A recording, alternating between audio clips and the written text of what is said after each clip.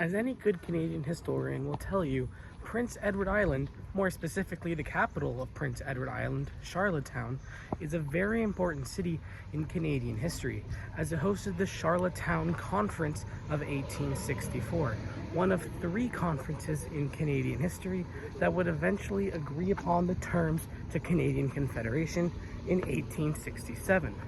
However, as any other good Canadian historian will tell you, they didn't join Confederation right away in 1867. They waited until 1873. But why? Well, actually, a lot of the Maritimes were very skeptical about joining Confederation. While New Brunswick and Nova Scotia did join immediately, Nova Scotia had the Anti-Confederation Party run in the very first election in 1867 to contest the Liberals and the Conservatives, and they won all but 1 seat in the province, the seat of future Prime Minister Sir Charles Tupper.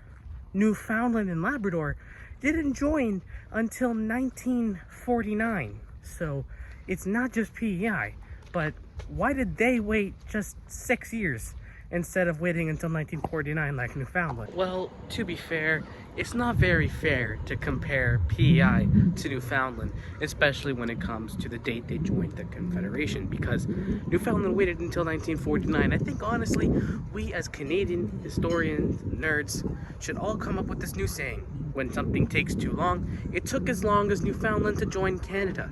That's a great thing, we should all start doing that. Well, in all fairness to Prince Edward Island, their reasons for joining Confederation so late are actually pretty clear.